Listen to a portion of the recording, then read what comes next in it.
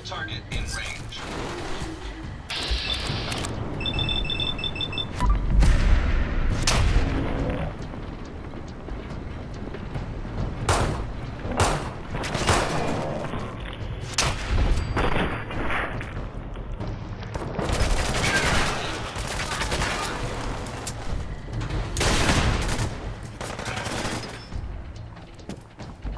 Figure you won't just run, right?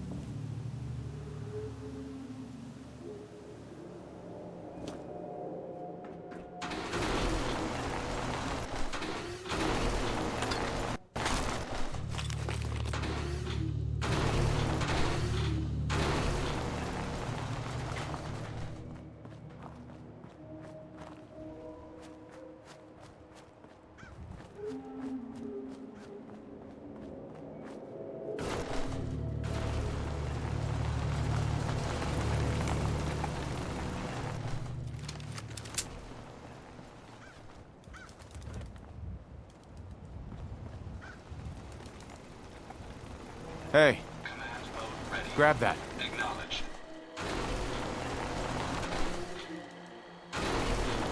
Hey, Awaiting instructions.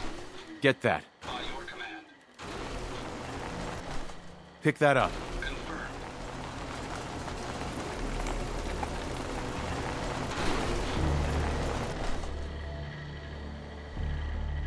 Take that. Affirmative.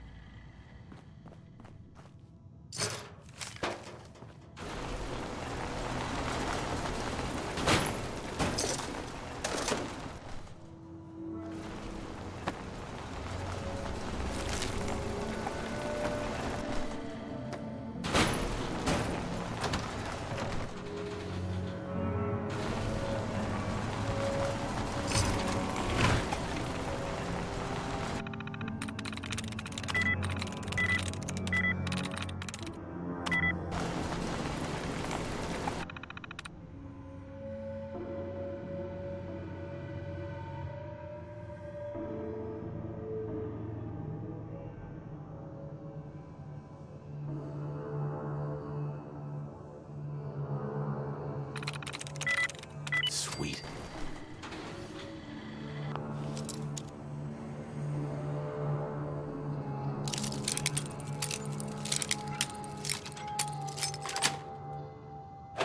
Nice.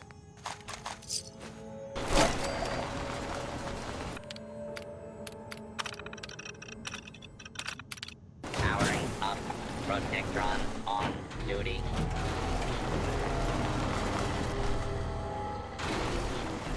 Protect and serve.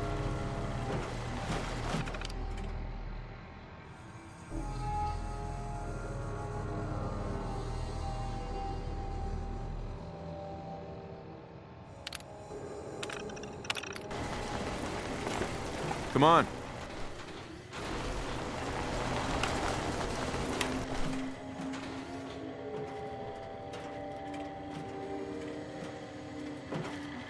Protect and serve.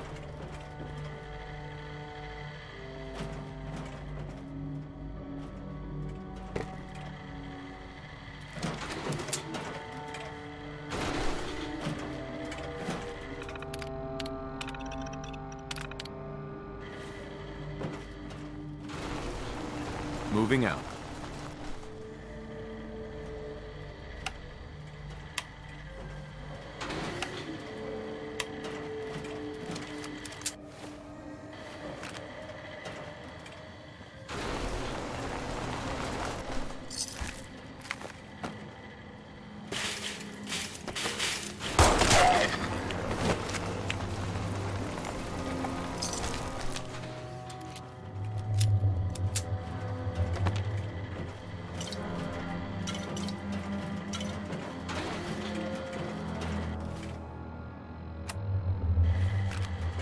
Wait there. Proceed. On me. Affirmative.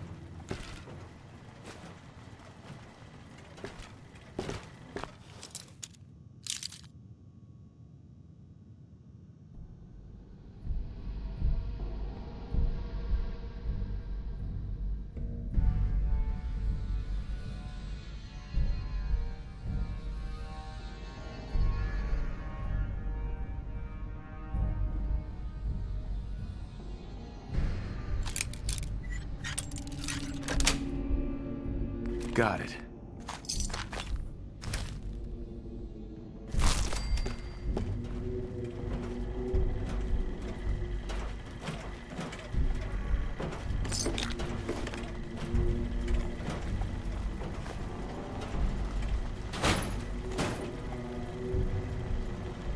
Protect and serve.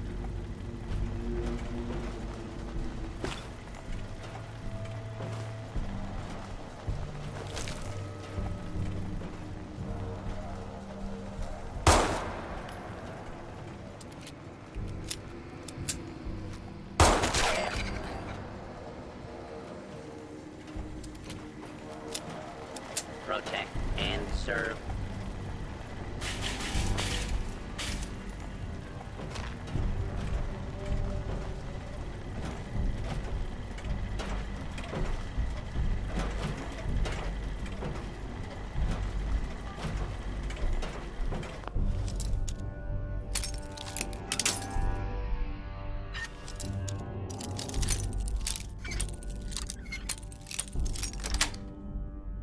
Sweet.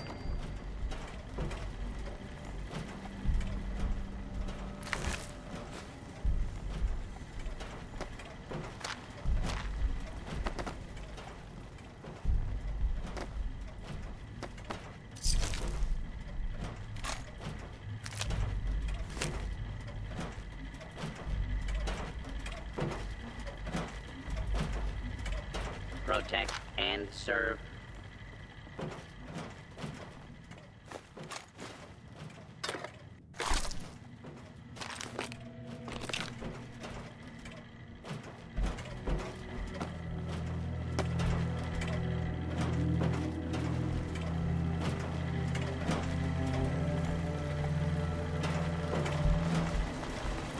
Protect and serve.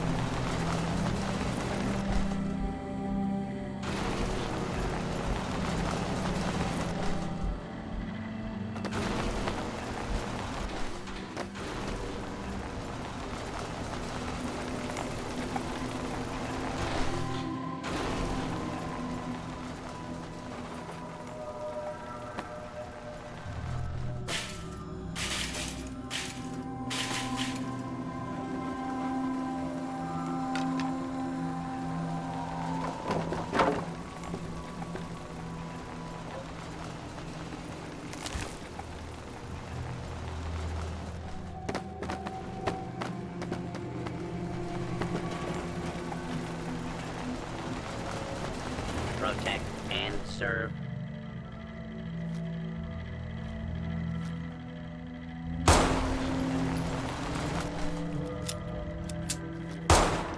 Hostile in range. Target destroyed.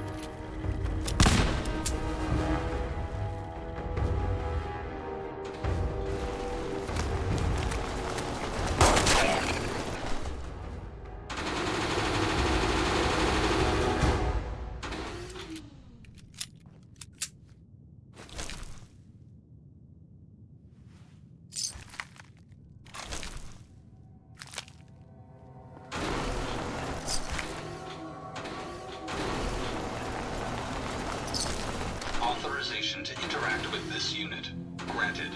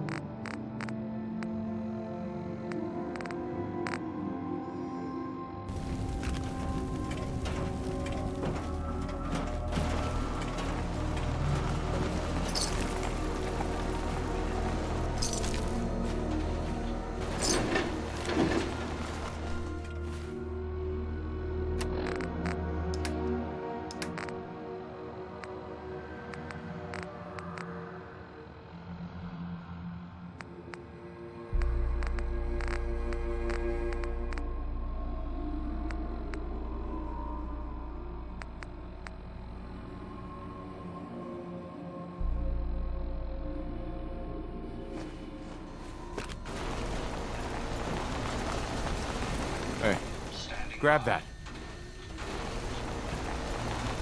Get that. Confirmed.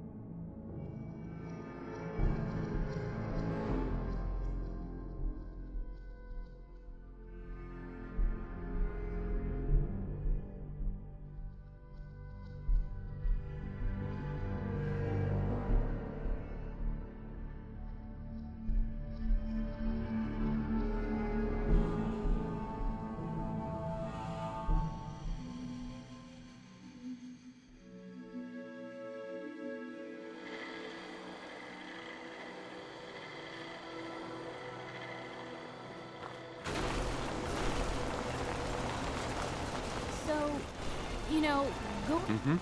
No, it was. You just, it's just, Uh. I just, I couldn't agree more. You're the best friend. here's, in.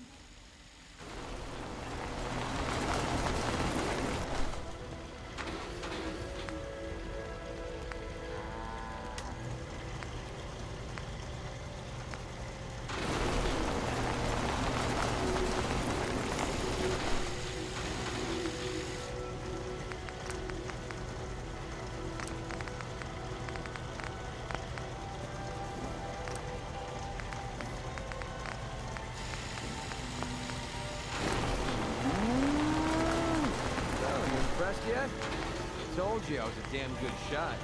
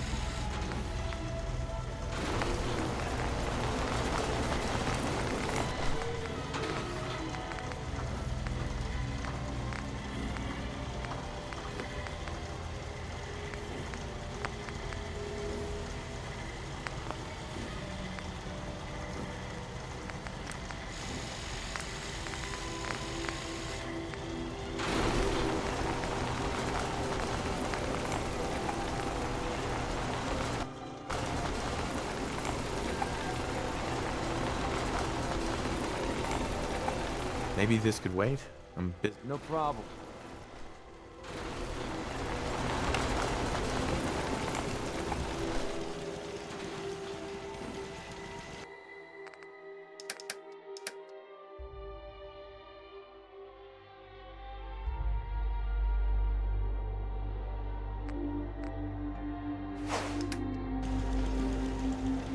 Heads up. Ready. Inventory subroutine ready.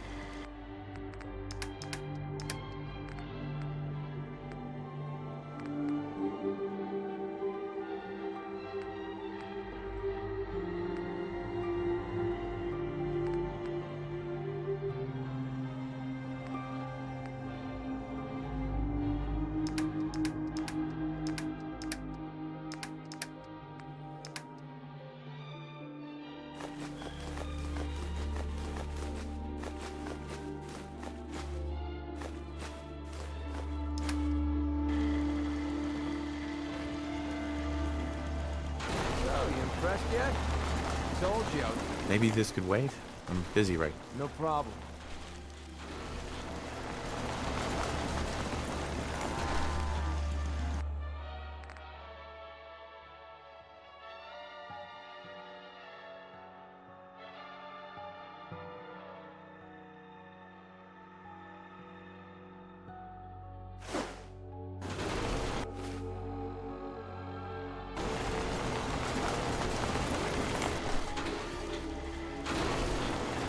Heads up.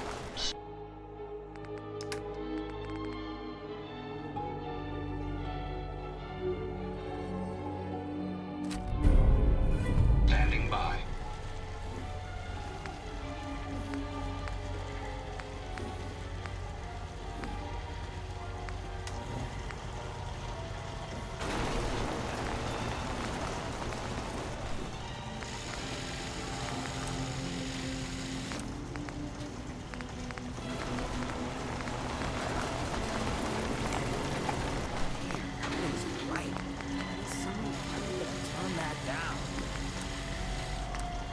Nice day.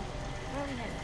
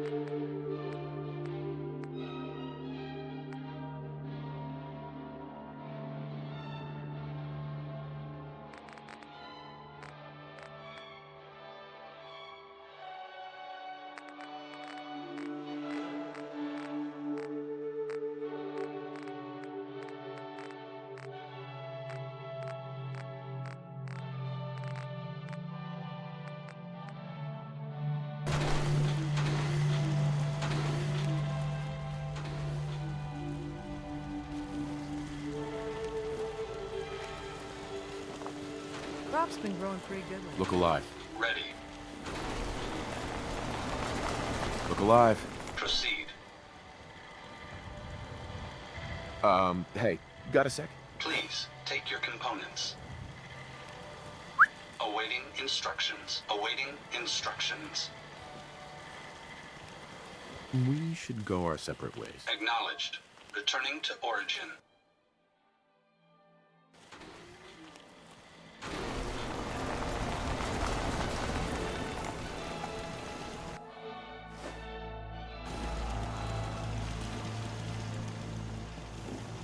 Nothing stays hidden forever. At least, not if I have my say.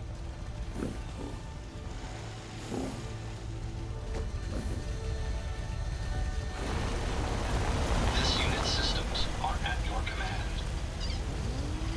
I hope you realize. Hi. So, you impressed yet? Told you I was a damn good shot.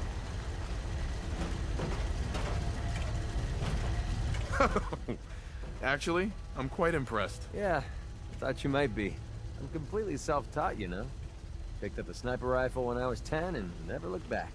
Always thought it was smarter to hit my targets at long range. I mean, why take chances, right?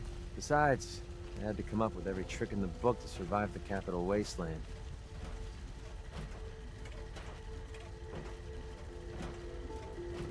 What were you doing in the Capital Wasteland? I was born there. Lived underground in a place called Little Lamplight with a bunch of other kids. Left there when I was around 16. We kind of had a policy there. No adults. When you were 16, you packed up and left. I know, it sounds crazy, but having adults around was something we couldn't trust.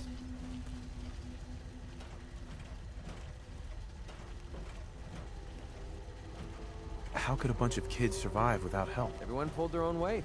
Just like a colony you'd find anywhere. We all had our designated jobs and we watched each other's backs. Can you believe I was actually the mayor for a while? Me. Crazy, I know.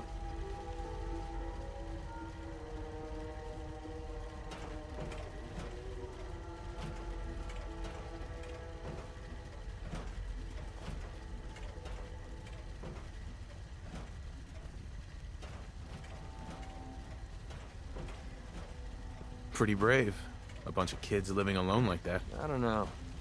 Looking back on the whole thing, I think we were just lucky. Anyway, when I hit 16, I ended up wandering the Capital Wasteland for a while. Took the odd job here and there, but things were pretty hot with the Brotherhood of Steel running the show. So I hitched a ride with a caravan and made my way north until I ended up here. Made a pretty decent name for myself before I heard that the Gunners needed some sharpshooters. Biggest mistake of my life. They were animals. Killed anything that moved if it got in their way. I went with it for a while because the caps were good, but I don't know. I guess it started to catch up with me. So I quit, which pretty much brings us to now. So there you have it. My whole life in a nutshell.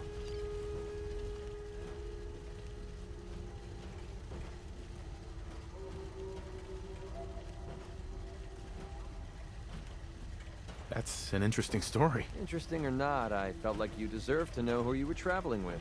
Look, I know I tend to be a pain in the ass. I know I tend to be arrogant and I come off like I want to be alone. Nothing could be further from the truth. Being alone scares the heck out of me. Now that we've been traveling together for a while, I'm beginning to realize how much I missed having someone I could depend on. I just wanted you to know that I'm going to do everything I can to see that it stays this way. Well, that's all I had to say. Hope you got something out of all that. I know I did. Hey. There you are.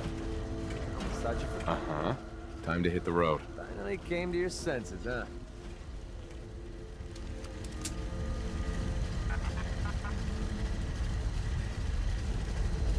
What's the angle here?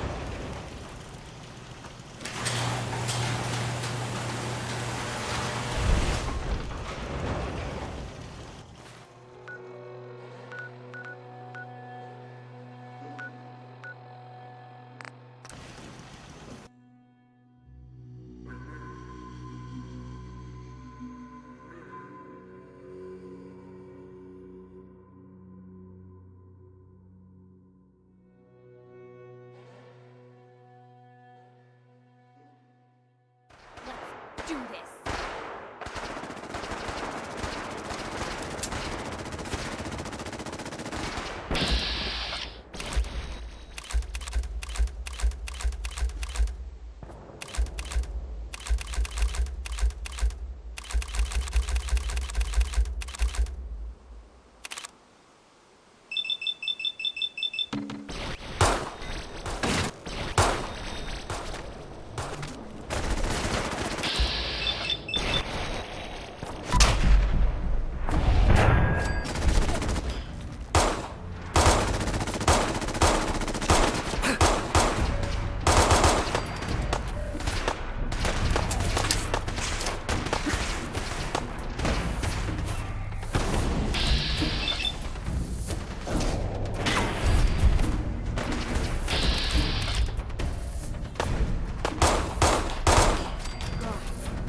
Look at all the blood.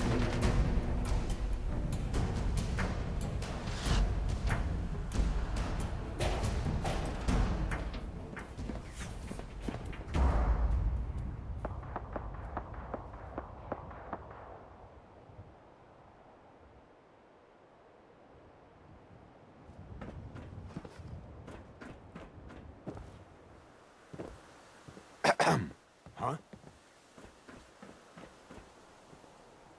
Lock tight.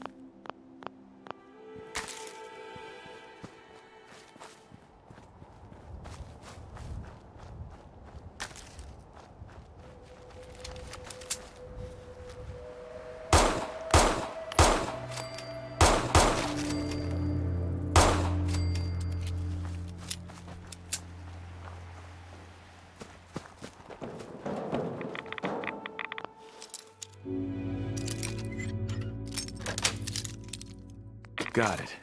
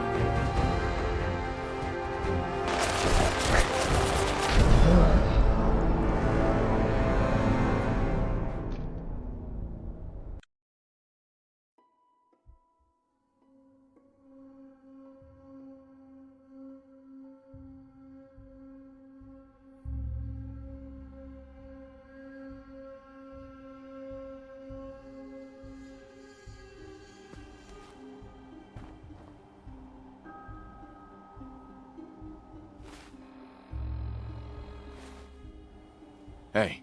Well?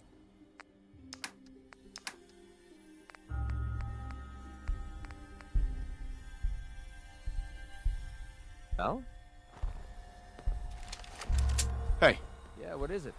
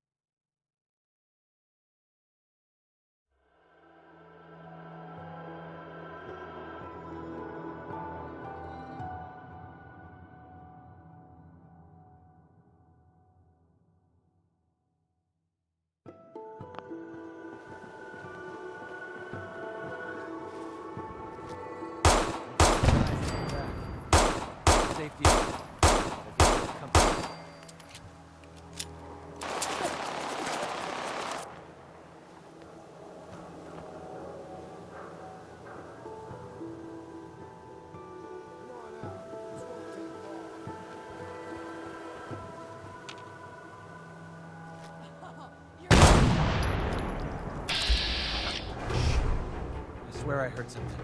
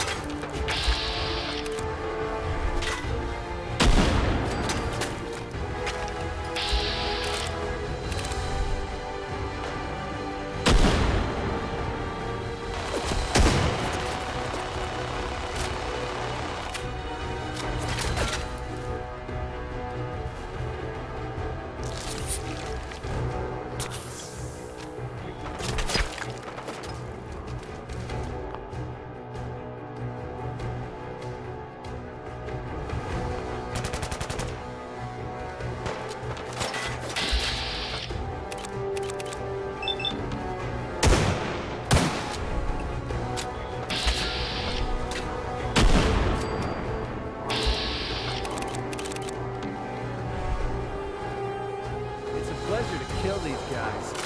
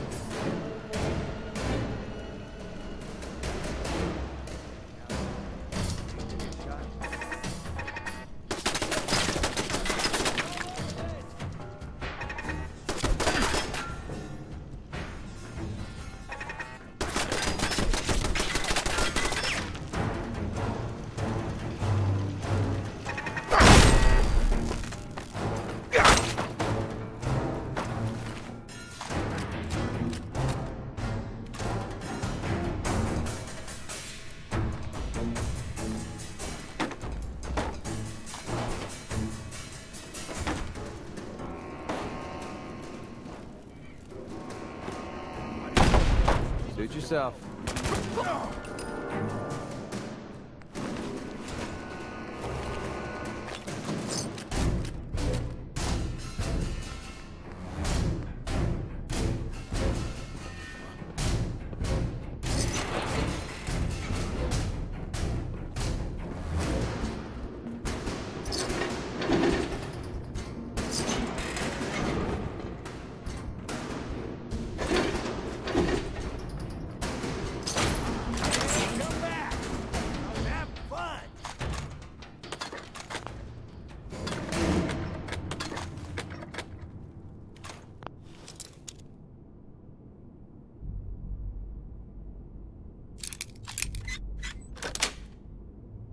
Nice.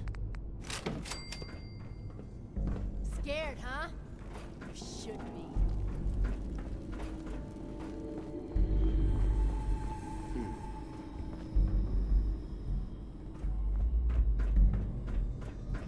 Come on out. I'll make it nice and quick. This is gonna be fun!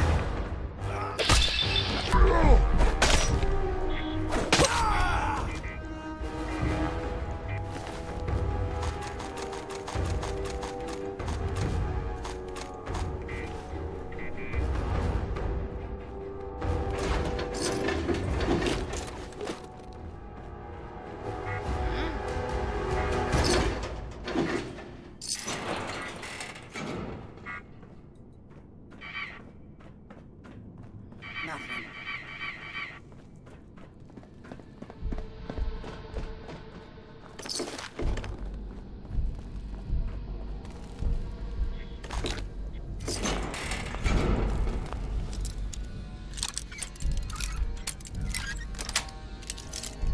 Yes.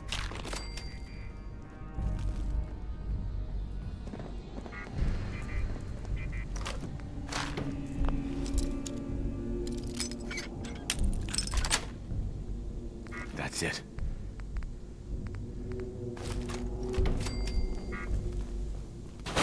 Who's there? Hey, take some time.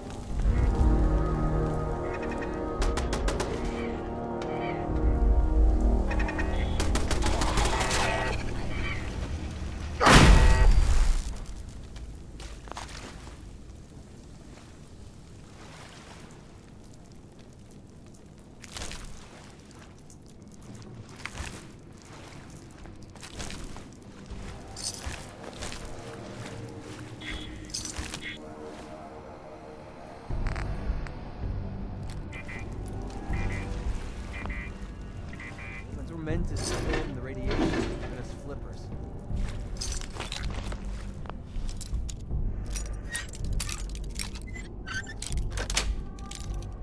Got it.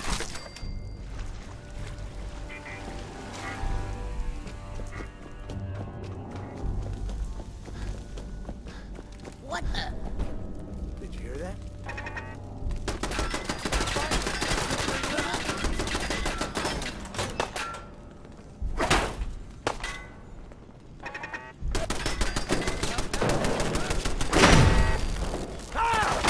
Another Still kill for me. alive? Christ. Safety off. I think this looks promising.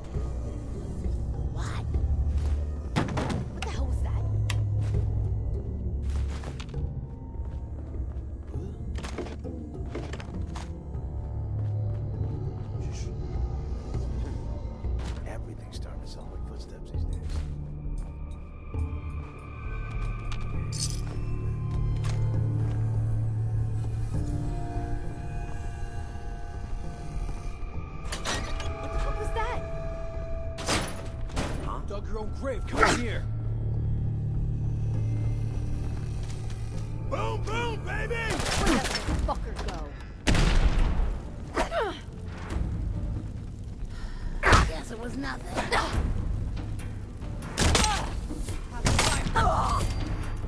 Come on, What's that noise? come on. Boom, baby!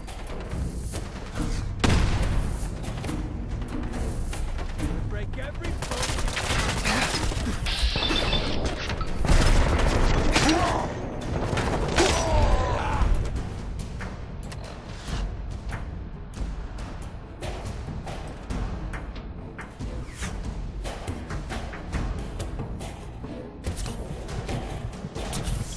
Think I'm scared, huh?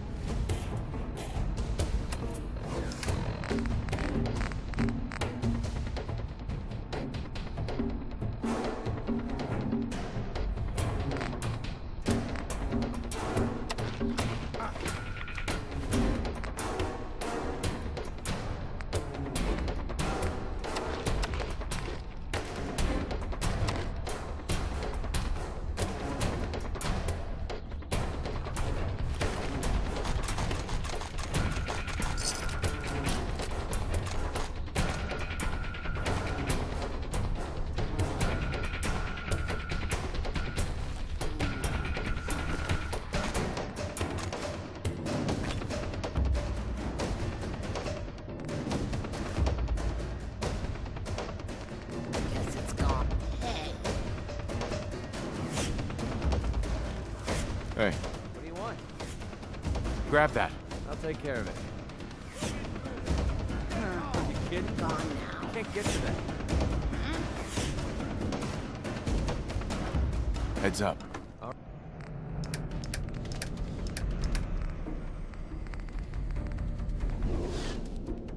right.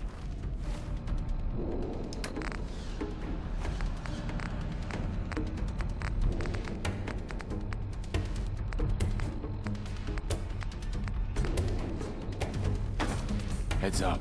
Easy. Get that. Yep, you got it. Pick that up. Sure, no sweat. I ain't letting you get me.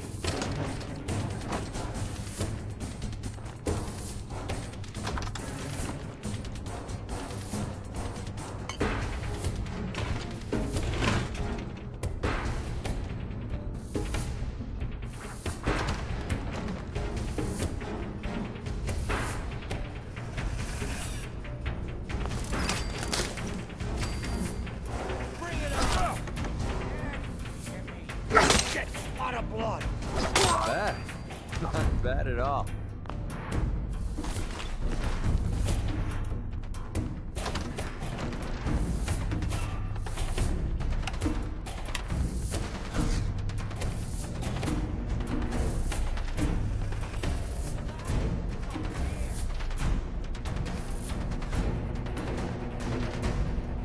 Look alive.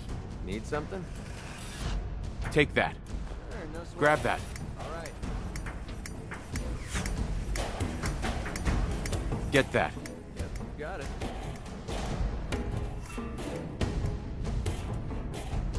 Pick that up. Easy.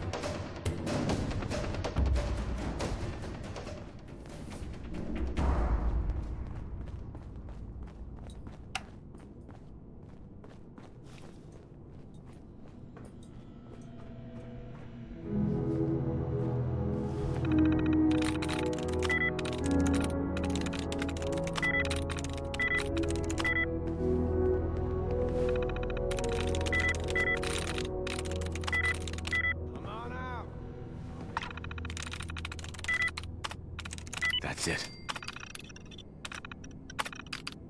Powering up. Nice and quick. Protectron on. You can...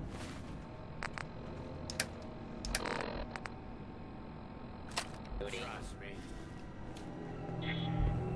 What the?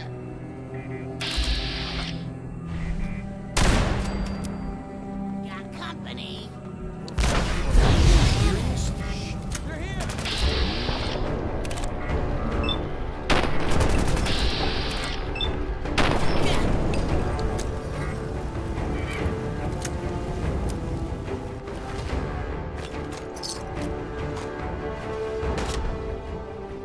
Pretty sure we're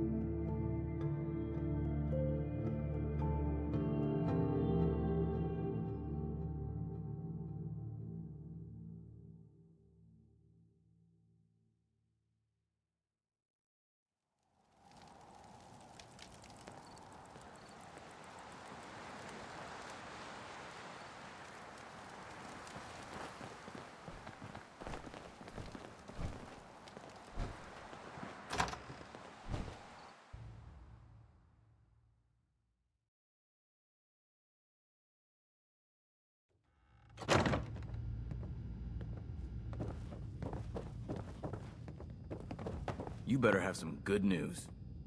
Affirmative. Looks like I got my surprise for the day. The Commonwealth won't be running out of once you've prepped. I'm ready. Good answer. Here's... Don't come...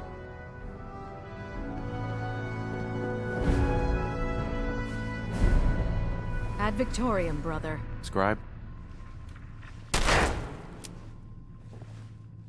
Any luck with that artifact?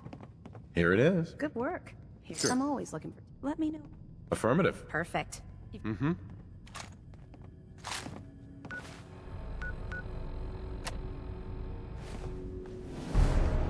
There's no time to waste when Look there's alive. work to be done. What's up? Here. This should help keep you alive.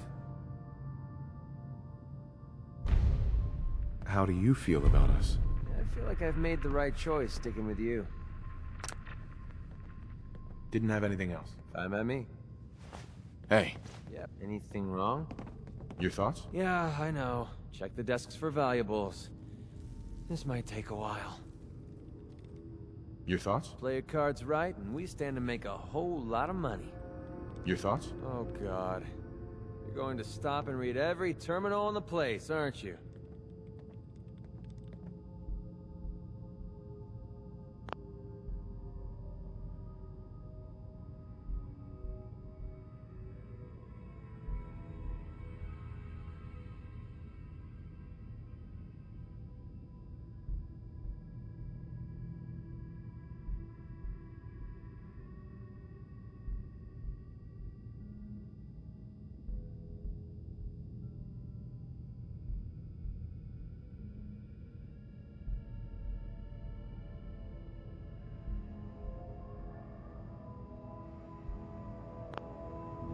Your thoughts? I hate to admit it, but I'm starting to enjoy this little deal we have going.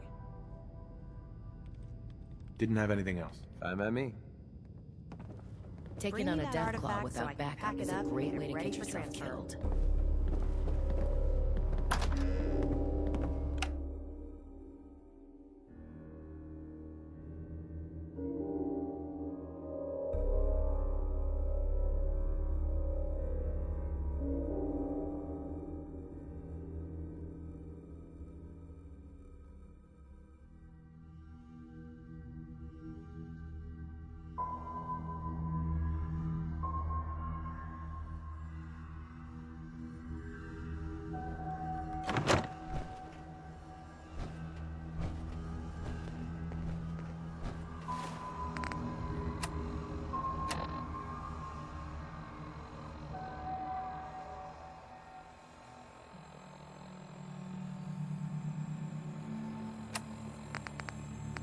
The mortars,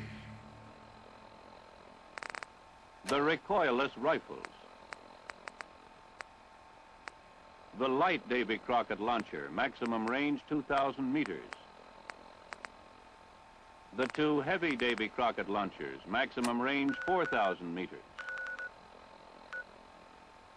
the supporting artillery battery, and the battalion headquarters. The enemy in this sector of the combat zone has been driven back to these Chat for a bit? positions. Hey, What's up? He Can also I help? holds strong reserves here. your thoughts? You point, and I'll shoot. Didn't have anything else. All The right. battalion has been ordered to secure objectives 1 and 2. Company A will attack to seize objective 1. This is amazing. Company Never B seen will anything attack so to beautiful. seize objective 2. To assist in breaching the enemy's defenses, one Davy Crockett nuclear round will be detonated here, 26 minutes prior to the attack. Hello there. The significance of this operation was recognized throughout our military establishment. Key representatives from all the services and other interested agencies were invited to observe this historic event, a critical first for the Army. The President was represented by close personal advisors. Prior to the exercise, the observers were oriented on the salient characteristics of the Davy Crockett system and on the overall scheme of maneuver they would witness. The countdown for the firing of the nuclear round was under control of the Defense Atomic Support Agency. Safety measures for the exercise were supervised by the Chief Safety Officer. At H-5 minutes, all troops were ordered to take cover in previously prepared trenches.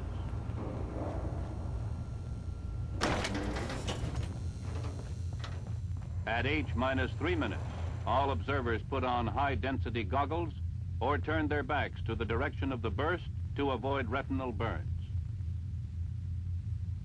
At H-2 minutes, green star clusters were fired as the final warning before the detonation.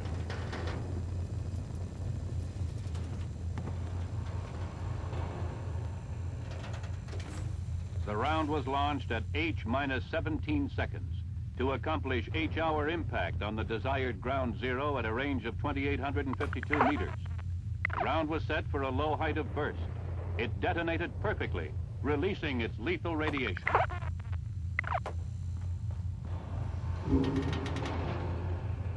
Like any other nuclear weapon, the Davy Crockett gives off three basic effects: heat, blast, and nuclear radiation. By far, the most significant effect is its deadly initial nuclear radiation. The 3,000 rad line, criterion for prompt casualties, extended approximately 200 meters. The 650 rad line, criterion for delayed casualties, extended approximately 350 meters. Troops located approximately 1,600 Let's get down to business. You get right to the point, don't you? Okay, then. Got any work? Of course. That urea was invaluable, but the soil is still deficient in several nutrients, including phosphates. Right now, the next step in my soil treatment is adding phosphorus to my seedling soil with monoammonium phosphate. I've been buying chemical fire extinguishers from merchants and using the monoammonium phosphate in them, but I really need a higher purity and larger quantities.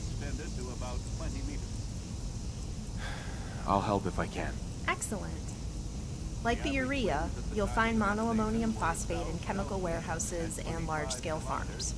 You might also find high-purity monoammonium phosphate in food manufacturing sites, like bread, animal feed, and beverage makers.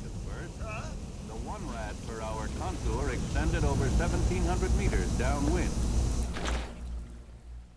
The 10 rad per hour contour extended 700 meters.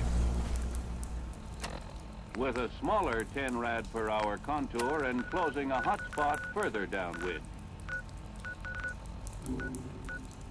An aerial survey of radiological intensities was made shortly after the burst by a monitoring team.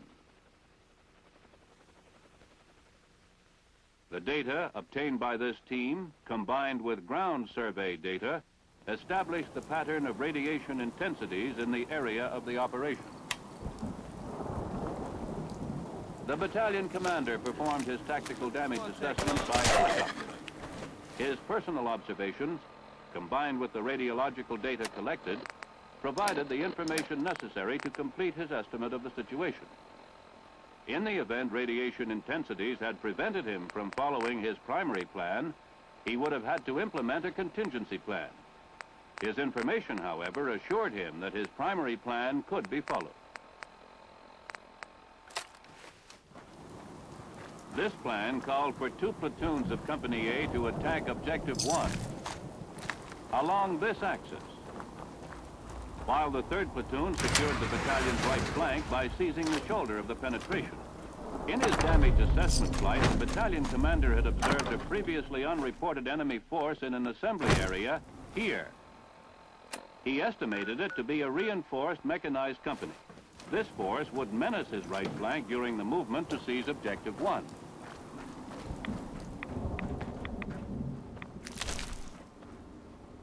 The battalion commander, therefore, decided to engage this target of opportunity with 2 nuclear rounds, as soon as he could displace his Davy Crockett launchers within range of the target. Meanwhile, he would contain this enemy force with artillery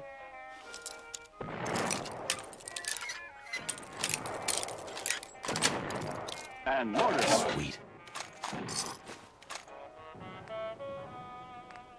Troops were ordered into their carriers in preparation for the attack as soon as the battalion commander had determined that his primary plan could be implemented.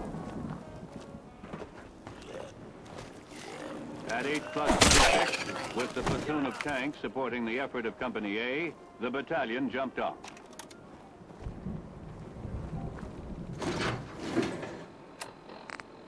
Meanwhile, he would contain this enemy force with artillery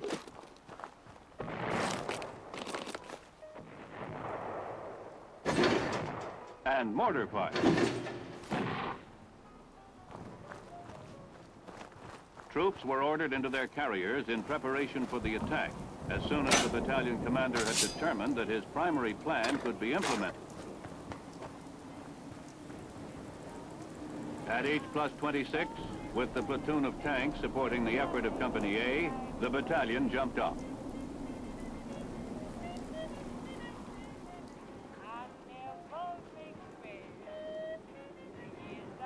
Artillery and mortar fires supported the advance.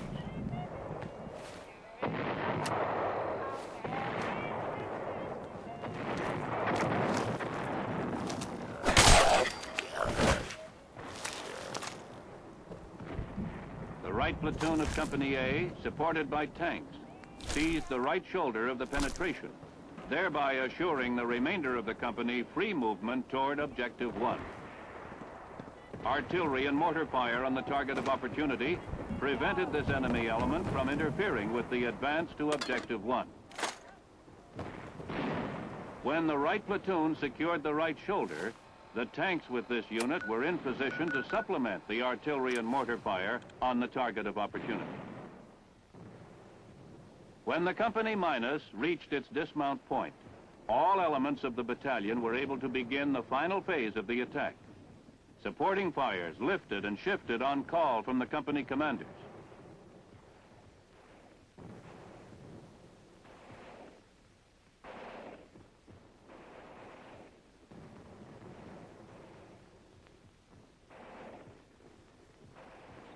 Tanks moved forward in support of the infantry.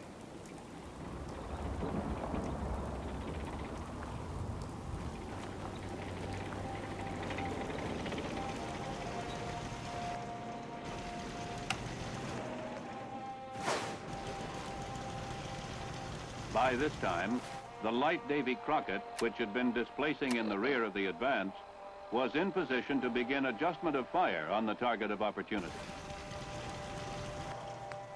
The heavy system was required to alter its route of displacement because of radiation intensities, and was therefore somewhat delayed going into position. Nevertheless, within 11 minutes of the time Objective 1 was taken, the heavy system was in position and firing its final adjusting round. Got the area covered. 2 simulated nuclear fires were placed on the target of opportunity as planned. With this action, the exercise was considered to be successfully terminated.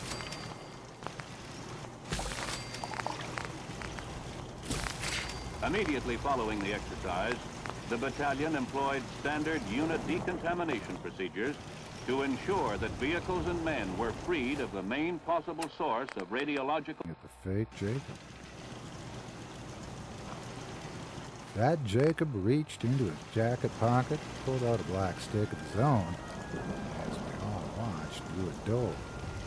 Pushed on his side, and the door swung open, allowing him to walk through onto the floor of the auditorium.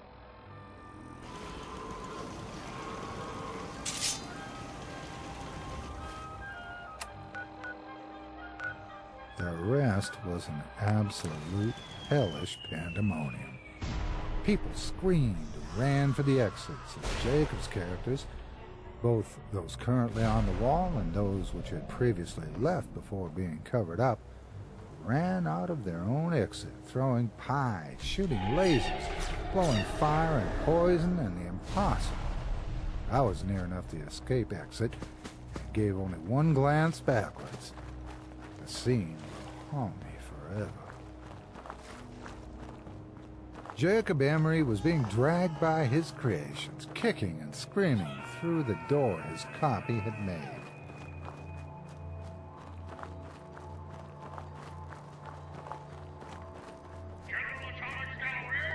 The auditorium burned down, obviously enough, but I have no idea how many characters escaped, what happened to the fake Emery, or how many people died. The fire brought the fire department from the nearest cities up to over 100 miles away. Welcome to the General Atomics Gallery. Police force, You must be our new government, supervisor. which hushed up everything. Yes. That's right. Splendid. Well, let me be the first. Once you've had a chance to get settled in, Right. the Galleria is currently closed. If you have any questions, That's all. very well. Enjoy your visit. Was made to never have existed. In retrospect, I realize everything.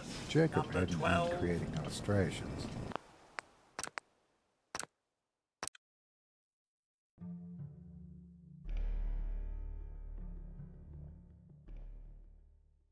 Previously left before being covered up, ran out of their own exit, throwing pies, shooting lasers, blowing fire and poison and the impossible.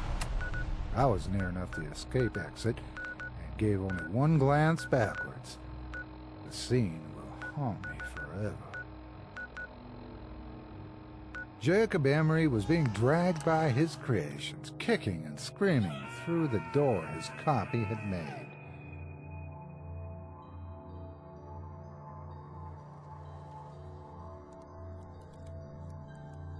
The auditorium burned down, obviously enough, but I have no idea how many characters escaped, what happened to the fake Emery, or how many people died.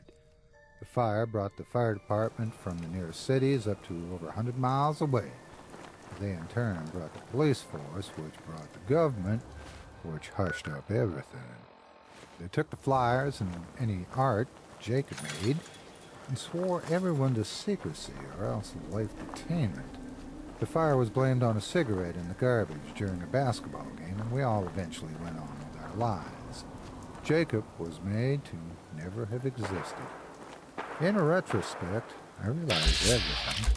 Jacob hadn't been creating illustrations. Illustrations don't move, much less act or attack.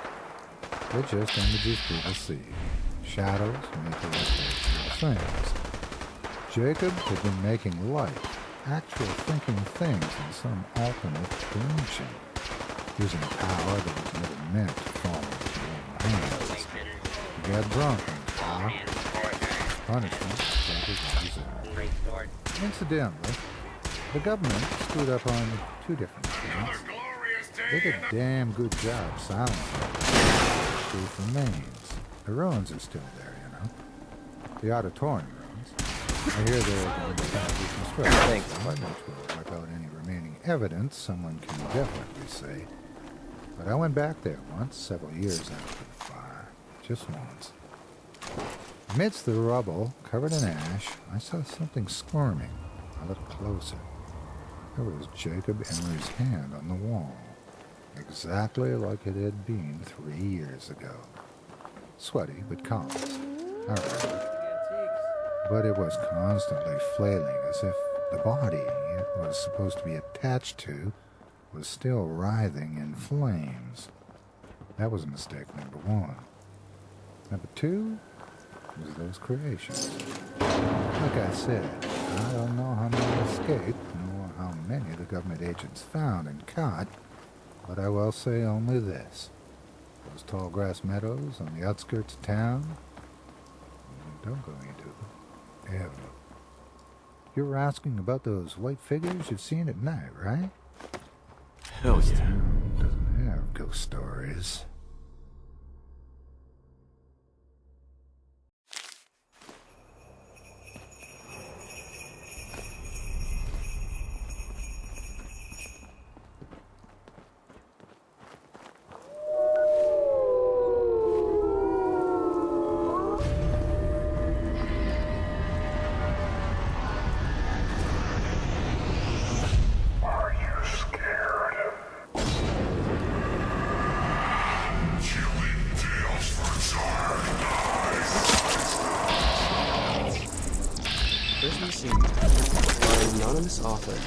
Edited and adapted by Craig Wojcik, and narrated by Matthew Fike. I can never sleep well in hotels. I guess that's somewhat of an understatement. I could never sleep well in general. But hotels were the worst. Just the thought that the previous occupant of my bed was a complete stranger was repulsive in my mind. But that's besides the point. Sorry, I'm getting off track. What I'm getting at is how the lack of sleep in hotels changed my life. Christmas. We were spending Christmas in a grungy hotel and not with family. Great. Don't get me wrong, it's not like I don't enjoy the all-you-can-eat buffet of soggy hash browns and grits for Christmas Eve dinner. Of course, the first snow of the season resulted in the cancellation of our flight down to Virginia. So it was Christmas Eve, and I was trying to sleep in a bleach-saturated hotel room. My mind was wondering what happened here to require the use of such an excessive amount of bleach. The room was nothing out of the ordinary. 2 beds, one for me and my dad, and another for my sister and my mom. A bathroom and a stained microwave that appeared to be in need of a good dusting. Somehow I escaped the room, and the stench of and fell into a dreamless sleep. When I awoke sometime later, I could tell it was early morning. My dad was snoring next to me, and he usually wakes up before 4 a.m. And that's when it hit me. It's Christmas, and I was about to let this bad fortune ruin my favorite holiday. Looking across the bed at the clock that has the time, these idiots and be done that's with when I the noticed it. The silhouette of a man about 6'3", standing across the room, staring at my mom's sleep. Still half asleep and caught up in the moment, I couldn't help thinking of Santa Claus. Safety off. I think we have company. I'm all over this! I realized how stupid the thought was, and horror soon filled my head. I choked back a shriek. I knew I couldn't let him see me awake, so I quietly put my head back down and continued to sleep. My mind was racing. Someone was in my room, and I couldn't do anything. I was just a scrawny 16-year-old. This man looked like he was built like an ox. I wondered if I could wake my dad up in time.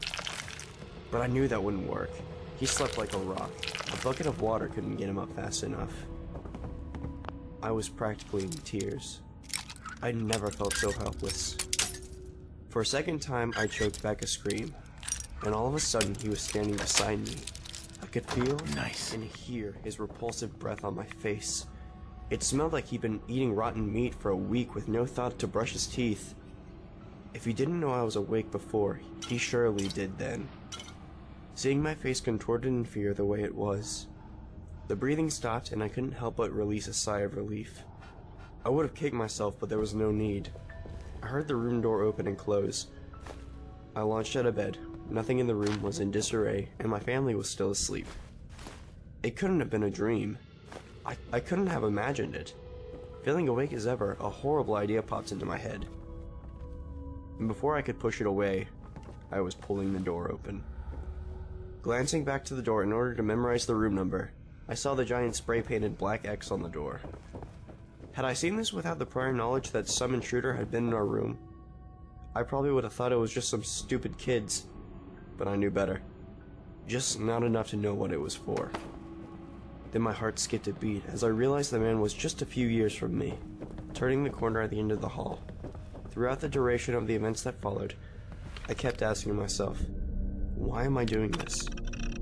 But there had been no answer, and so I continued.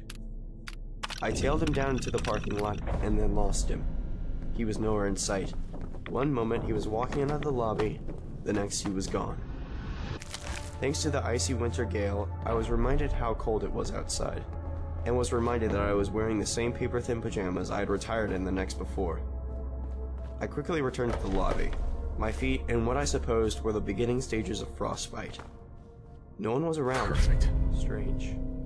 At the time I could have sworn the hotel had a night concierge, but there was no one to be seen. With the adrenaline wearing off, I realized how stupid and rash my actions had been. What was I thinking? The man could have killed me. I cursed myself as I headed back up the stairs. I knew something was wrong when I got to my floor. The door to my room was wide open. I hadn't left it that way, right? I thought to myself. I honestly couldn't remember. I walked inside, and after a quick search of the room, I determined it was safe and that my family was still asleep. I locked the door and got back into bed. Though I didn't sleep for the rest of the night, I listened to my dad get up and eventually my mom followed, but I still pretended to be asleep. A few hours passed and my parents got my sister and I up.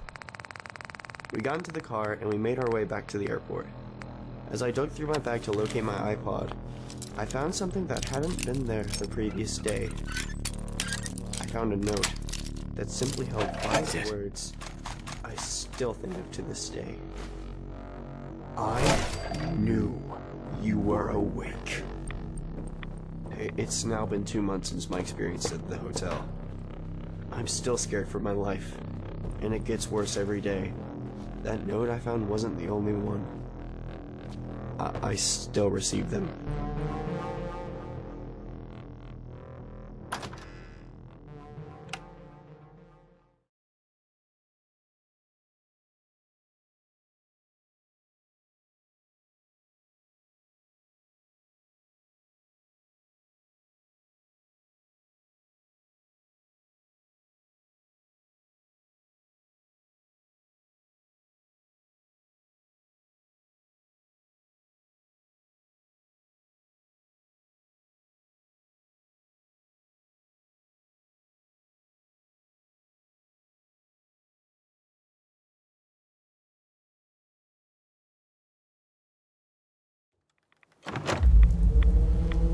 Chilling tales for dark nights.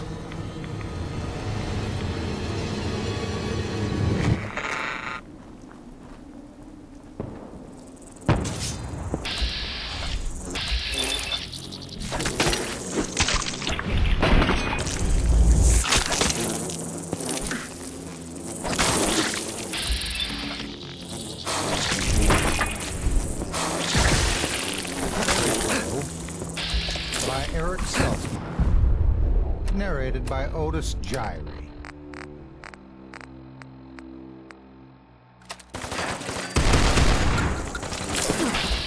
As a kid, I used to spend a good part of my summers with my grandpa at his little second home, his cabin out in the woods. It was a nice, cozy little place. It had indoor plumbing and electricity and all that, but no television. Wasn't too upset about that, though, because we did a whole bunch of stuff together while we were up there. We camped, we fished, hunted, and all that good manly stuff. My granddad had grown up in the Appalachians, you see, kind of a mountain man. He had so many stories, and he loved to tell them, too.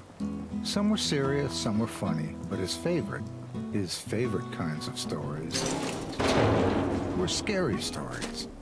He knew I hated scary stories, which I know is the reason why he loved to tell them so much. His favorite scary story was a story which was known amongst the mountain folk as Tailypo. And the story went something like this. There was once an old man living in a cabin out in the woods. He didn't have any real neighbors to speak of. He just lived out in the woods with his 3 hunting dogs in his lonesome little cabin. He wore plain old clothes and was bald on top. He had a big, bushy gray beard that hung down to his chest. All the grease from the day's work and the day's meals seemed to gather in that beard. The old man rarely washed, and when he did, he only did enough so all the grease would drip to the bottom of his beard. Weigh it down, keep it from blowing in the wind. The old man was kind of a mean-spirited fella. He didn't like people all too well, so he tried to stay away from them. My neck! Everything he needed, he usually got from the woods. He got his water for drinking and washing from a nearby river, and he'd get his meals with his rifle and 2 dogs. Besides disliking people, there wasn't much else to the old git besides his big appetite. He loved to eat, and since hunting was how he ate, he liked to hunt. He loved venison and a rabbit.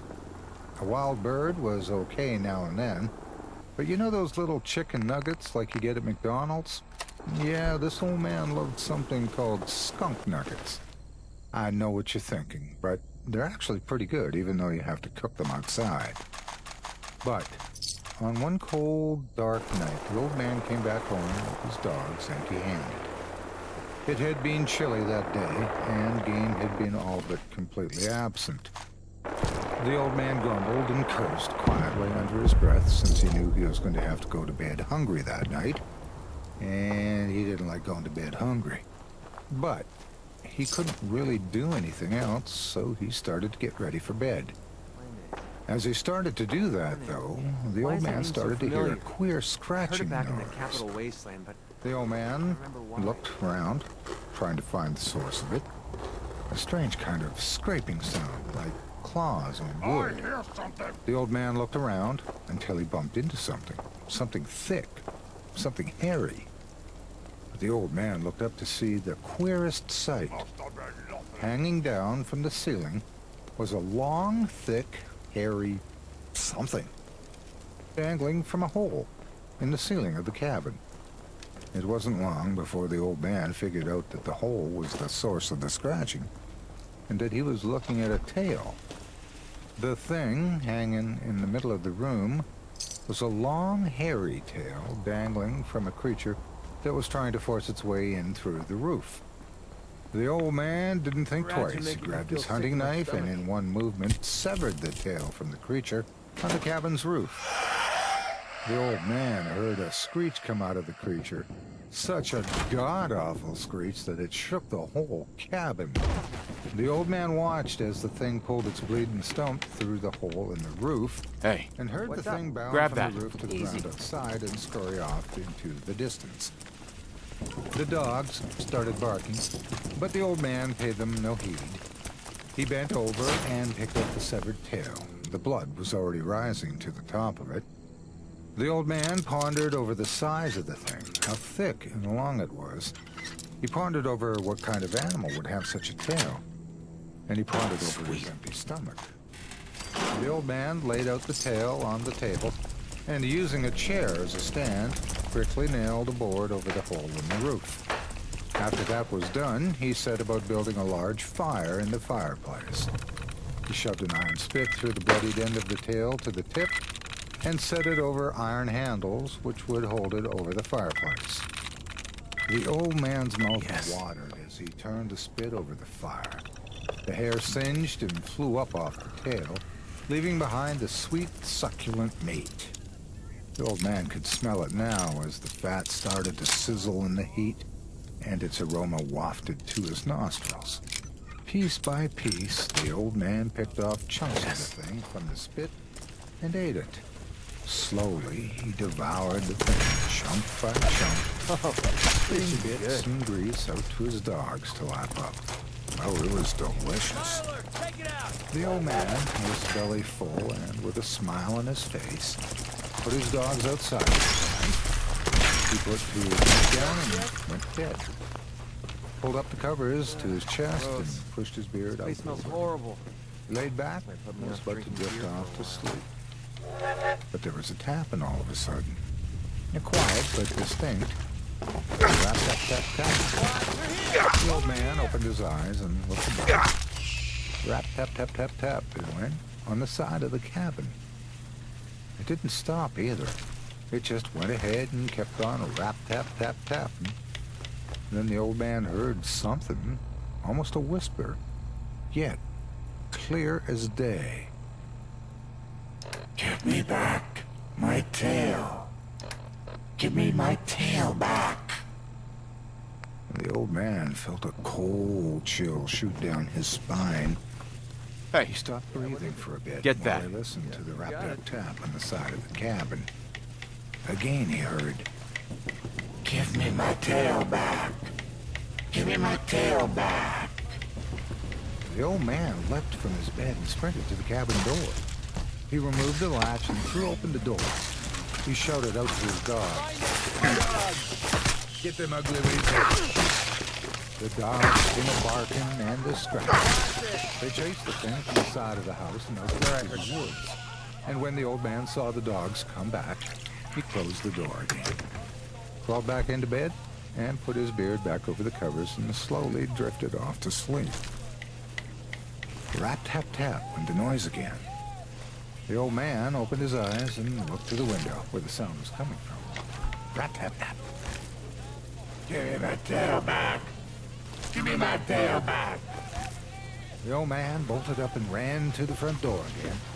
He unlatched the door and called out once again, Dogs, get them ugly weasel. The dogs came about bounding and barking again. They ran to the window and chased the thing back into the woods. Hey, when they finally pick that came up. back, the old man closed the door again, got back into bed, and put his beard up over the covers. Slowly, he eased down and started to drift back off to sleep. Rap-tap-tap. The old man's eyes bulged open as he listened closely, for now the sound emanated from the front door. Rap-tap-tap. Give me my tail back. Give me my tail back. The old man jumped up out of bed and ran to the window this time.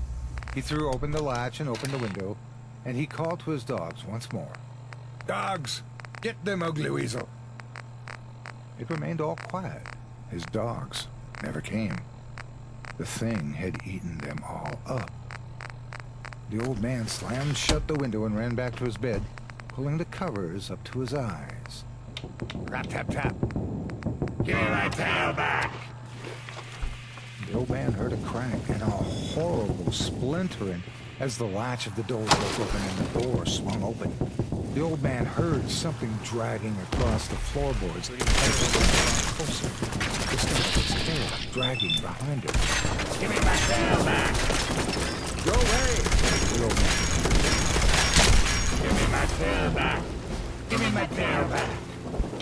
The thing was at the foot of his bed now, creeping closer, closer, closer, until...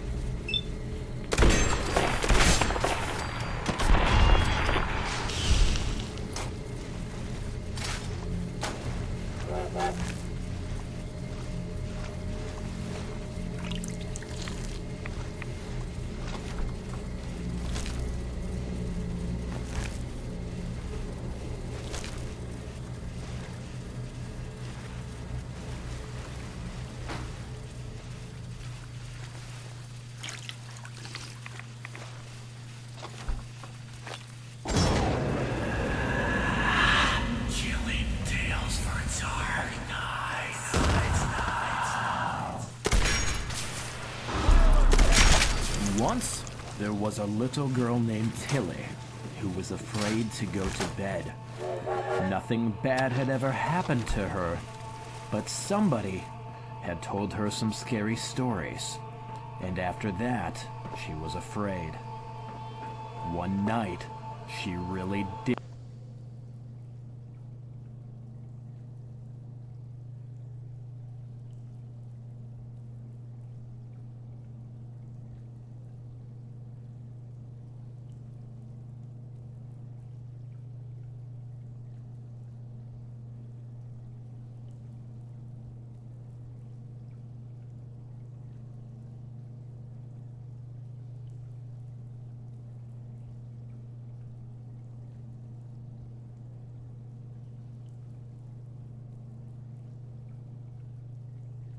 Did hear something.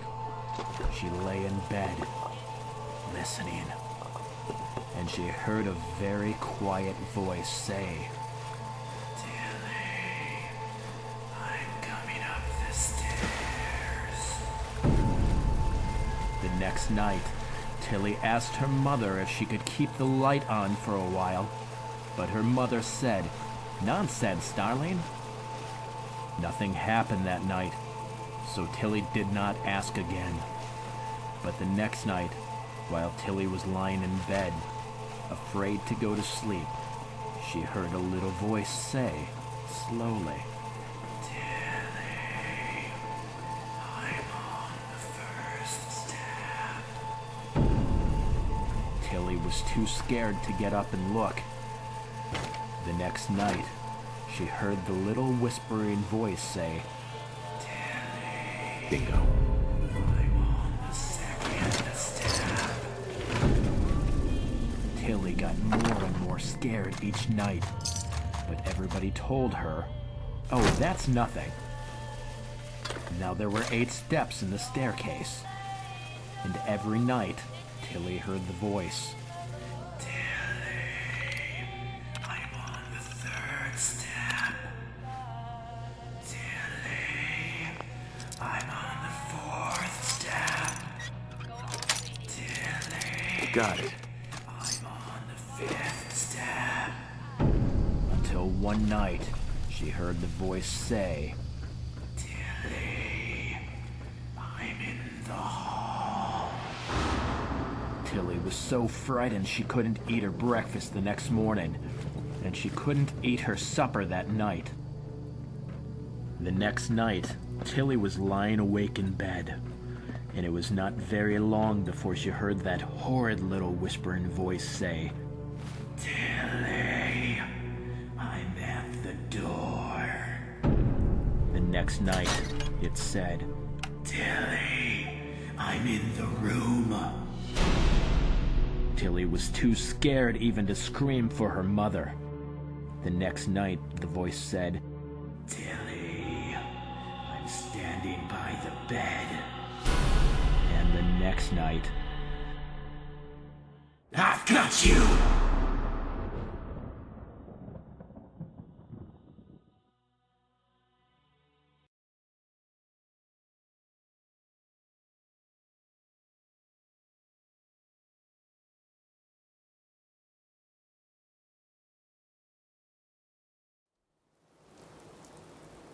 Off the Beaten Path by Michael Whitehouse. Narrated by Otis Gyro. Robert Francis started the day with purpose and verve. Thrilled by the thought of no drive to work, no gray boring suit or stifled officer, he negotiated the sporadic city traffic with glee. He owned 2 other bikes, but for this adventure would rely upon his favorite and most trusted of wheeled companions. With a custom paint job reading Rob in large white letters across a frame of black, this was a bike which had never failed him. No bumps, no bruises.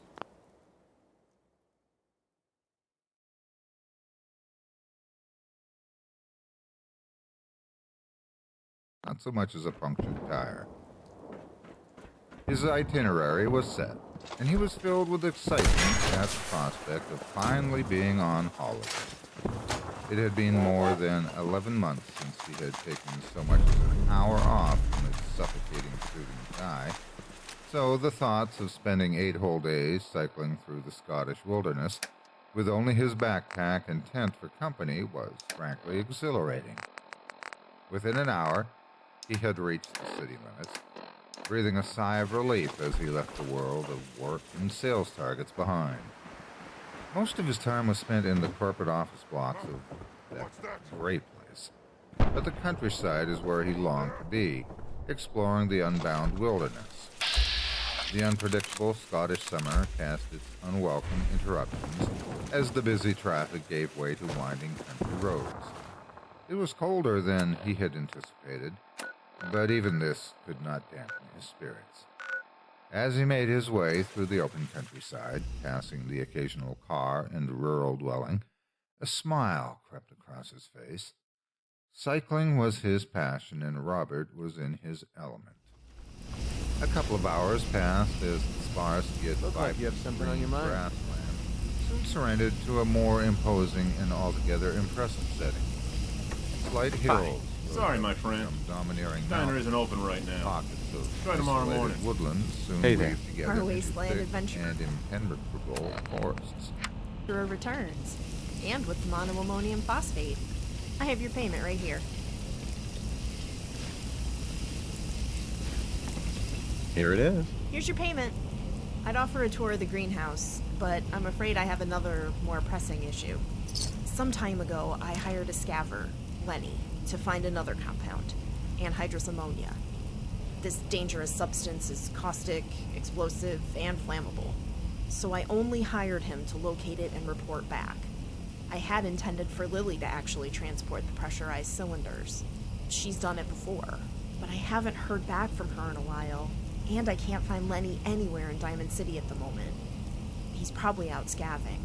It's too horrible to think, but there's a chance she might have run into trouble out there. Why would you say something like that? This isn't the first time I haven't heard back when trying to get anhydrous ammonia. One time I could consider it a bad courier, but twice now is too much coincidence. What's more, that's Lily we're talking about. She wouldn't double-cross anyone from the bleachers. I'm really worried about Lily. I just want to make sure she didn't run into raider trouble. As tough as she is, she's out there all alone, without her power armor. You think raiders might have done this? It's possible. Anhydrous ammonia is used to synthesize pure jet and psycho. Nearly all of the chems these days are made on a stovetop. They're less effective, and there's no quality control. Smart raiders sometimes figure out how to synthesize them from pure compounds. I need you to find out what happened to Lily and track it down to the end. It's not like her not to report back. Do you have any more details? Anhydrous ammonia is stored in heavy pressurized tanks. It's also very dangerous. Smart couriers avoid firefights when transporting it. If it was stolen, it was most likely to a quiet part of town and on a cart that could handle such weight. I suspect the tracks left by whatever they used will be easy to follow. It is a very heavy container. Don't worry, I'll find her. See if she's there, then retrieve any anhydrous ammonia that's left. It will be very heavy, so prepare accordingly. More importantly, Lily is my best friend. We're like sisters, so I'm worried about her. Find her first.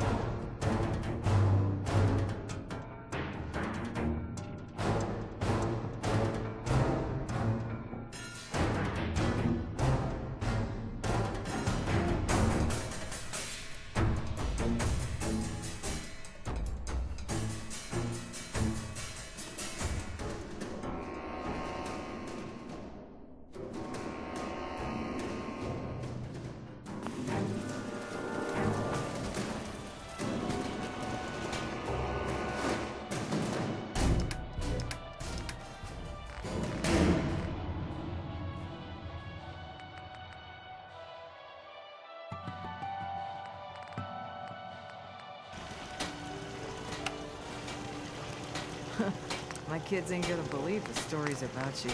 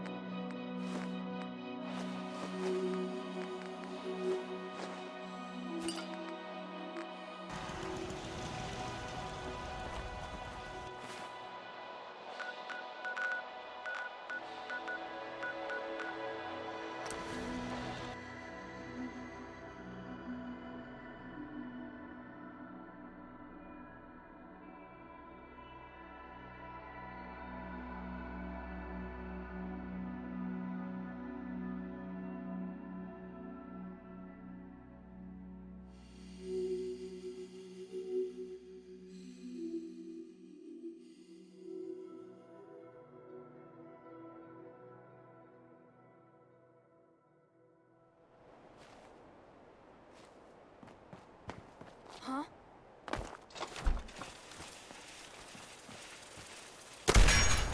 Hide?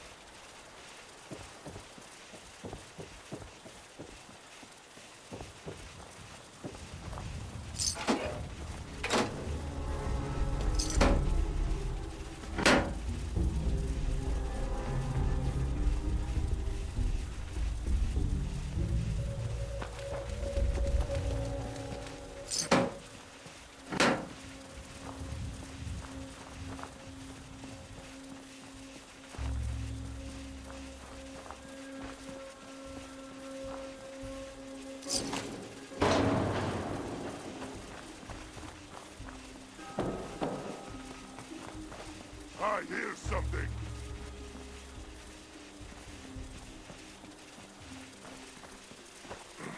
What was that?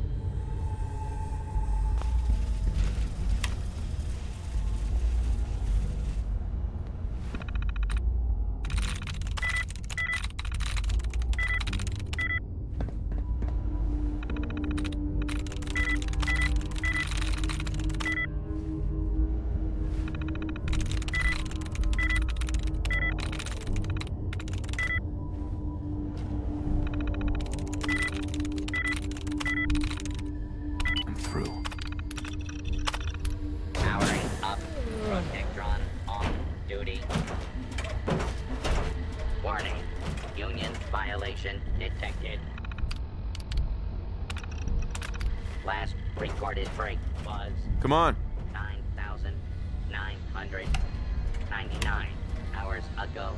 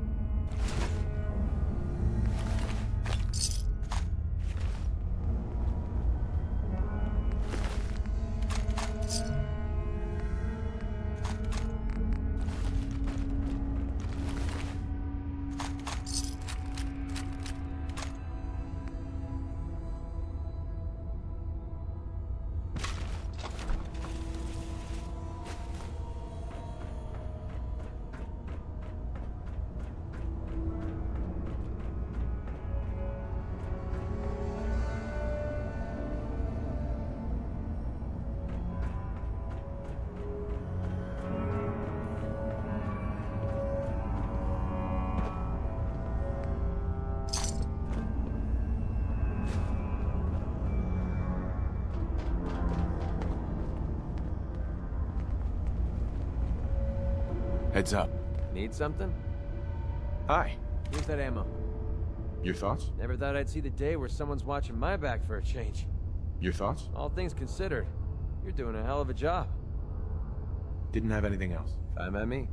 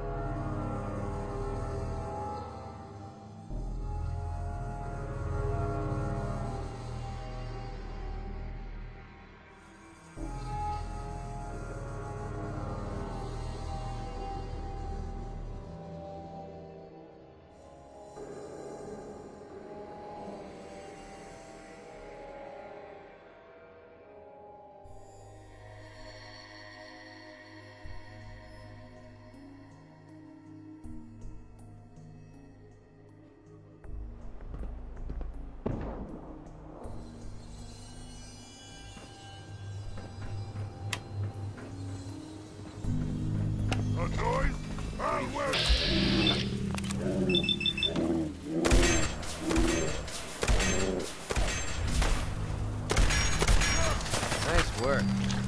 So, are we done here?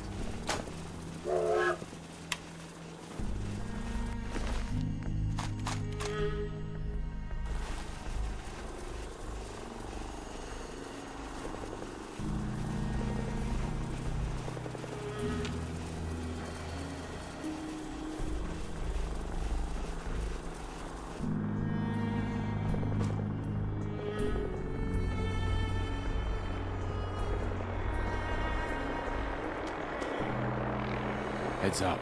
Get that rifle.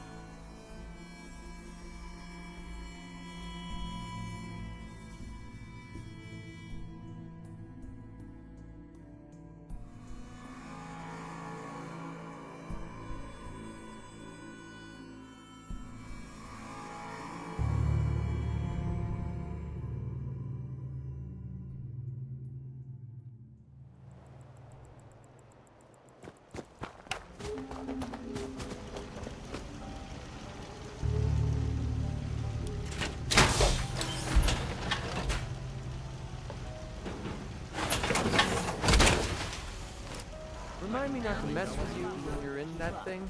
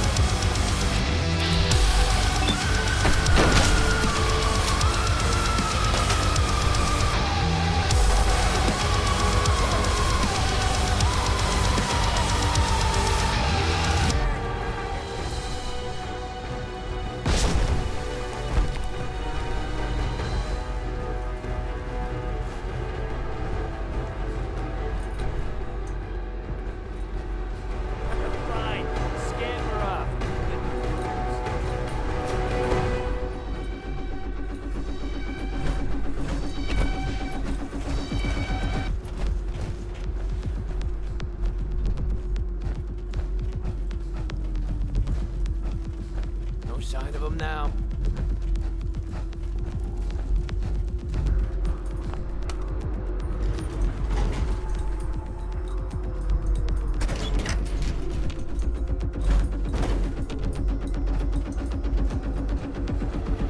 This is bullshit.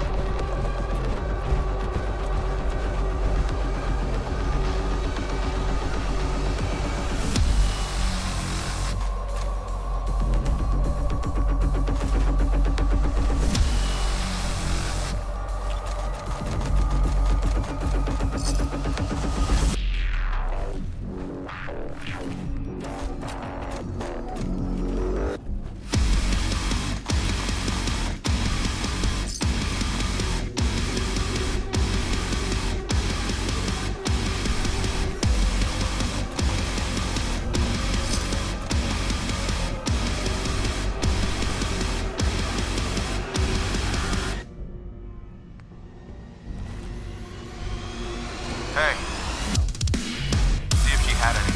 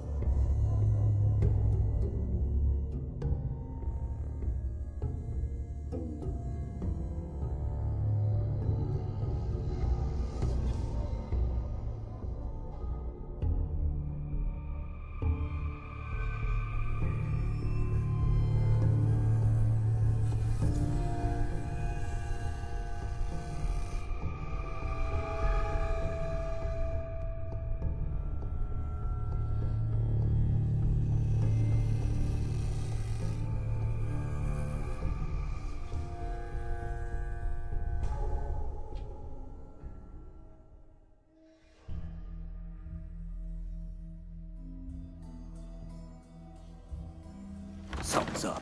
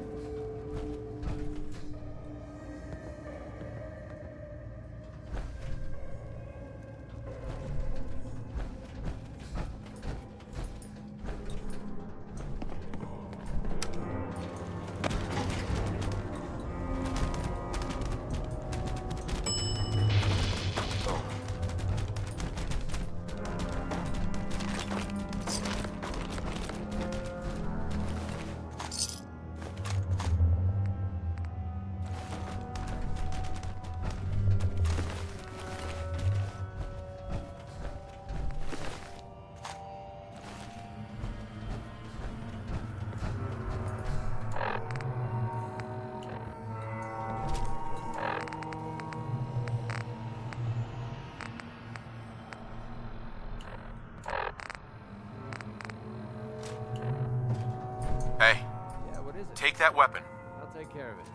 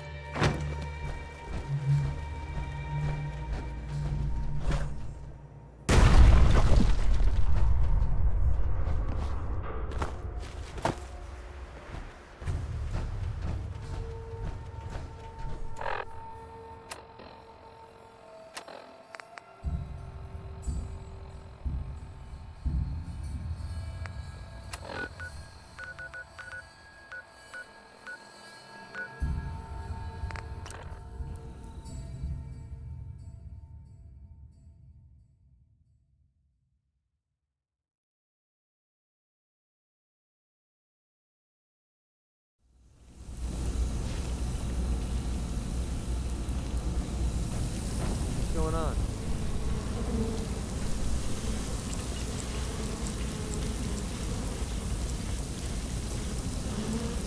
Excuse me.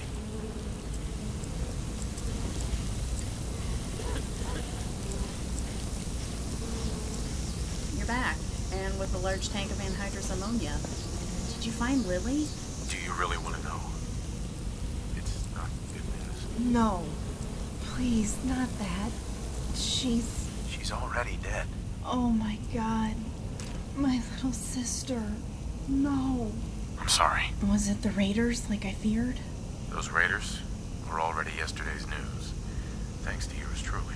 Thank you. I was holding out hope, but deep down, I knew better. Thanks for bringing back the ammonia, despite it all. I'll need to tell DP about this. He's gonna be heartbroken. He's known her for decades. He was talking about needing someone to do some work for him yesterday at lunch. I told him I'd mention it to you. Maybe go ask him? Just... please let me tell him about Lily. It's best if it comes from a friend. That's all I ask. Thank you. Now, if you'll excuse me, I just lost a family member. I need to be alone for a while. Please. I understand how you feel. I lost someone too.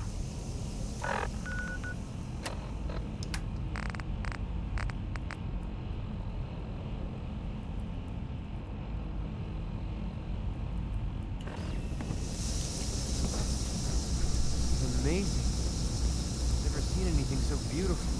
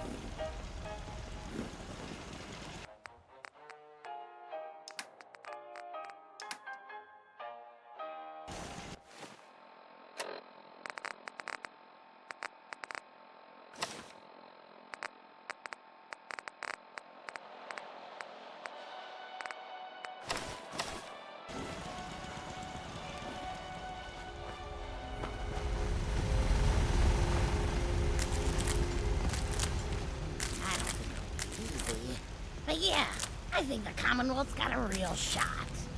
I ain't looking for trouble, I hope. We heard people talking about your radio beacon, so we figured we'd give it a try.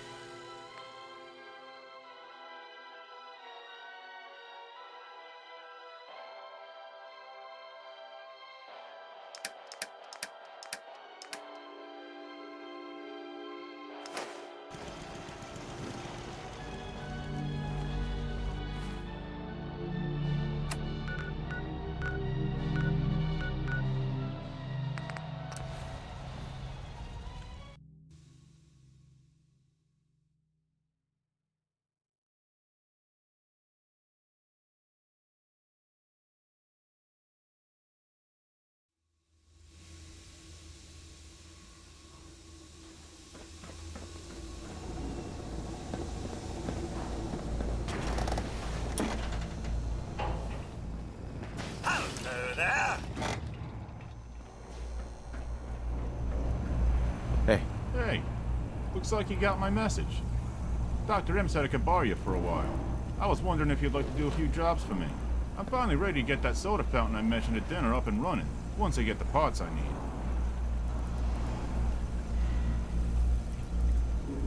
So, what did you have in mind? I'm gonna need some more in the way of details. Sure thing. Plenty to do. But we'll start with the most basic issue, and that's supply. The good news is I've got soda to last a few years. The bad news is, nobody is making any more, anywhere. So not only do I need to bump stock, but I need to find ways to make it new. I found a few bags of concentrated soda fountain syrup when I opened the place. But it seems the bombs fell before the fountain itself was delivered. I got the syrup, running water, and electricity, but nothing else. I need someone to go find me a goddamn soda fountain, piping, and the CO2. I'll help if I can. Really? That's great news. I've been too busy running the diner all day to go digging through the city for all these soda fountain parts and supplies. The first thing I'm gonna need is a soda fountain itself. It may or may not have the plumbing attached to it. If it does, try to salvage all of it. I'm not sure where you're gonna find all this shit, but I'll mark the diners and restaurants I know on the map on your do pip hickey thing, boy. Then we can talk about the rest of the parts, supplies, and recipes. Should be more fun than a Brahmin with diarrhea. I got one of those too.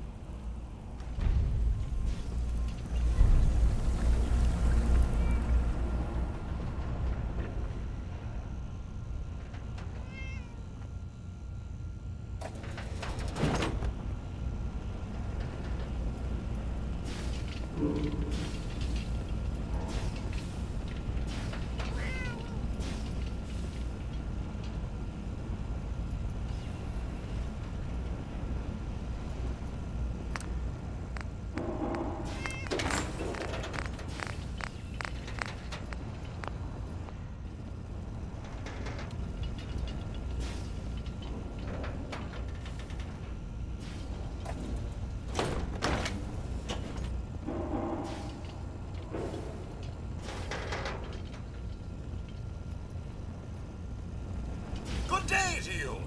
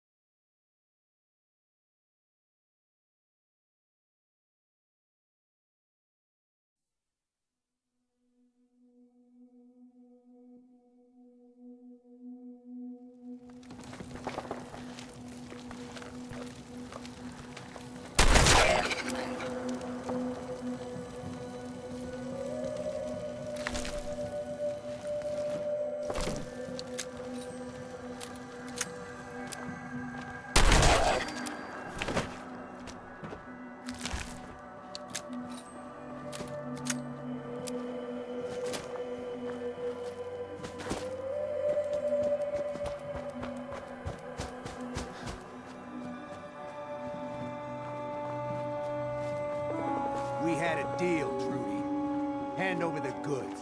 You owe us. I ain't giving you poison-shilling chem pushers anything. Do you know what that junk has done to my boy? He bought them fair and square, Trudy. Ain't our fault if he's strung out. Now don't make me come in there and shoot up that little trading post of yours. Whoa, whoa. Easy there, Scabber.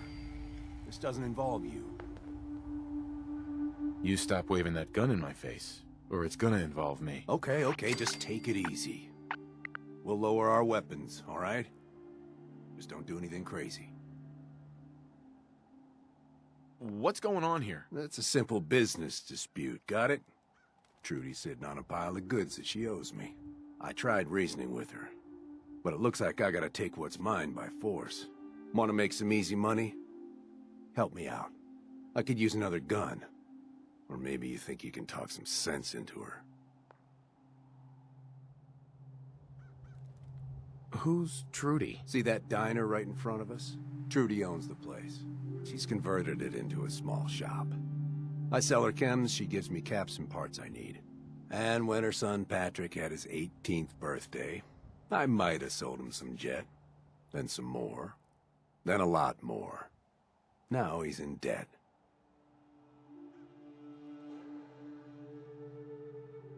Looks to me like they shouldn't have bought that jet, and you shouldn't have sold it to them. Yeah, well, hindsight's a bitch.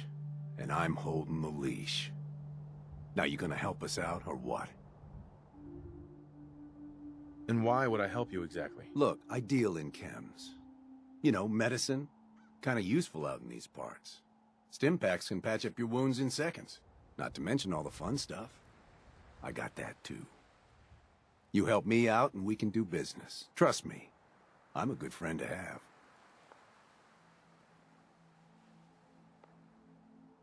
I'll talk to her. Maybe we can work this out. I appreciate it. If things go sideways, we'll back you up.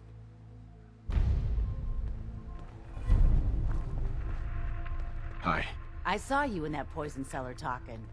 Well, he ain't getting his money. Period.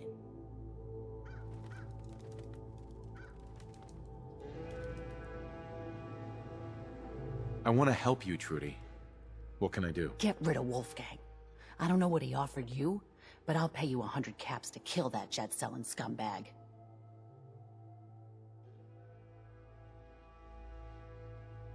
And why should I help you? Look, this place might not look it, but caravans come through here, okay? I have supplies. You help me, we can trade for whatever you need. All right, Trudy. I'll get rid of him. Thank you. I'll back you up from here. Go get him. Over there! Get him!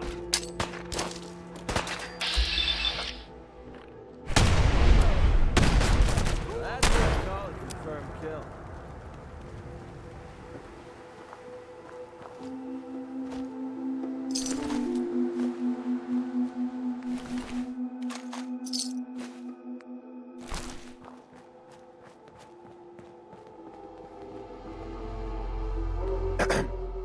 I can't wait to see the crows feeding on that scumbag. Here, this is for you. Now, if you ever need to trade, my shop's open. You got things covered from here? Yeah. It's gonna take my son a while to get off the chems, but we'll make it. We always do. Now, let's get back to business. You need anything for the road? Let's see what you've got. It's all worth every cap I'm charging.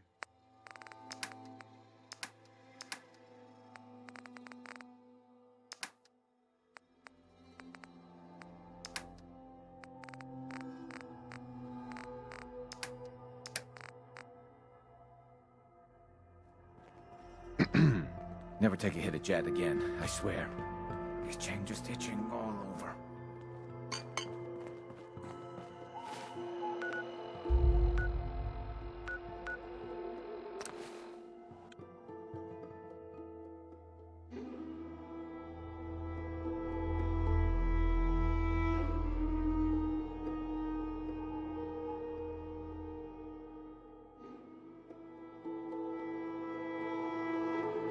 I never got a chance to properly thank you for take out Winlock and Barnes.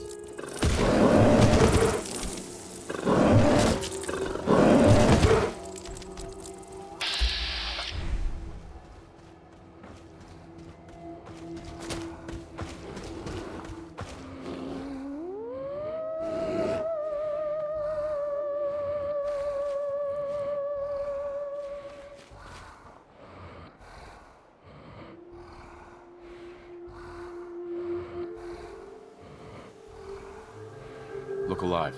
Need something? Hey, I never got a chance to properly thank you for helping me take out Winlock and Barnes. It wasn't a problem. Are you kidding? You stuck your neck out for me. I don't forget I mean, things like that.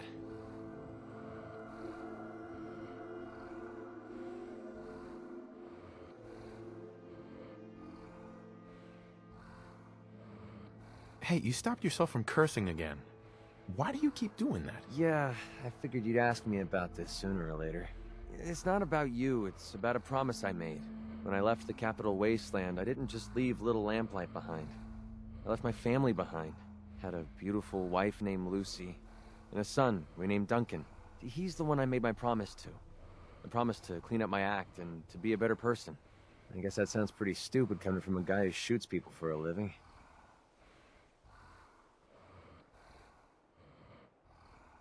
How could you leave them behind like that? I didn't have much of a choice.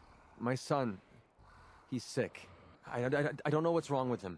One day he's playing out in the fields behind our farm. The next he took a fever and these blue boils popped up all over his body. Last I saw, he was almost too weak to walk. I didn't dare ask him to come with me. Honestly, I don't know how much longer he's going to last.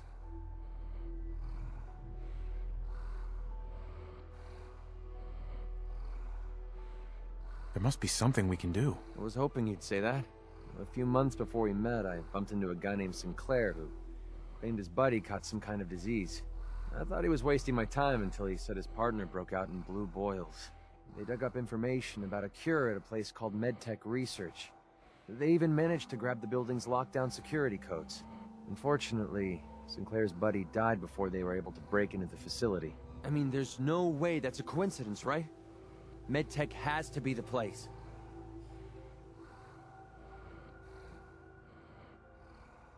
I hope so. For Duncan's sake, I do too. I'll put MedTech Research on your map. When you're ready, just take us out there. I have all the codes we need to get through their security. What you're doing, no one's ever cared that much about me before, even if it takes me the rest of my life. I'll repay this debt to you. I swear it.